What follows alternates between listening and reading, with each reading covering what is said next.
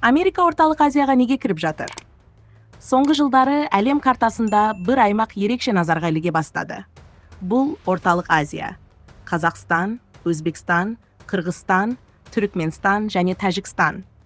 Бұрын бұл өңірге әлемдік державалар аса мән бермейтін.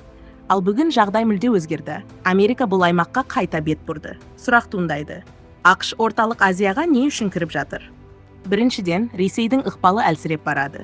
Украинадағы соғыстан кейін Мәскеудің экономикалық мүмкіндігі азайды. Әскери күші әлсіреді, халықаралық беделі төмендеді. Ал геосаясатта бір заң бар. Бос қалған кеңістікті міндетті түрде басқа күш толтырады. Америка дәл осы сәтті пайдаланып отыр. Екіншіден, Қытайдың күшеюі Вашингтонды алаңдата бастады. Соңғы 10 жылда Қытай Орталық Азияға миллиардтаған доллар инвестиция салды. Жолдар, зауыттар, логистикалық орталықтар салынды. Бұл аймақ Қытайдың Еуропаға шығатын негізгі құрлық дәлізіне айналды. Егер Орталық Азия толықтай Қытай ықпалына өтсе, бұл ақш үшін стратегиялық жеңіліс болмақ. Сондықтан Америка Қытайдың ықпалын тежеуге тырысуда. Үшіншіден, аймақтың табиғи ресурстары аса маңызды. Орталық Азия мұнайға, газға, уран мен сирек металдарға бай. Ал Қазақстан уран өндірісі бойынша әлемде бірінші орында тұр.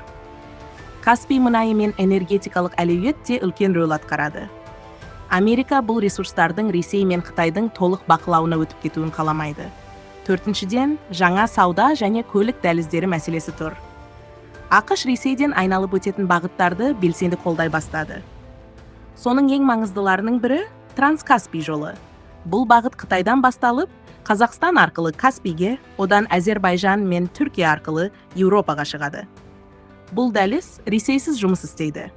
Сондықтан Америка логистика мен порт инфрақұрылымын дамытуға ерекше көңіл бөліп отыр. Бесіншіден, әлем жаңа тәртіпке көшіп жатыр.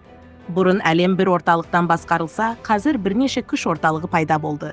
ақш, Қытай, Ресей, Еуроодақ және Түркия өз ықпал аймағын қалыптастыруда. Ал Орталық Азия осы күштердің түйіскен нүктесіне айналды.